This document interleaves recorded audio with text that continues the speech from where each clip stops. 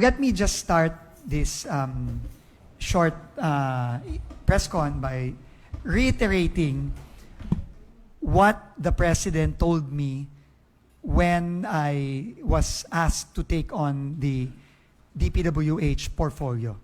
Simple lang po ang sinabi ng Pangulo nung nag-usap kami. Kailangan linisin ang DPWH from top to bottom. Kaya lahat po ng ginagawa natin nitong nakaraang buwan, 1 month and 1 week, is para sundin yung utos sa atin ng Pangulo na linisin ang DPWH. Dahil napaka-importante po ng DPWH sa buhay ng ating mga kababayan.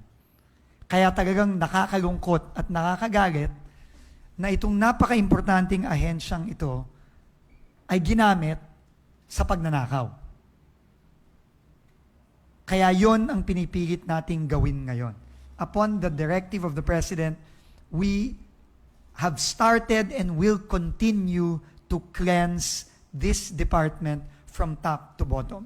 Alam nyo na naman na within the last month pa lang, madami na tayong tinanggal, madami na tayong kinasuhan, pero umpisa pa lang yon.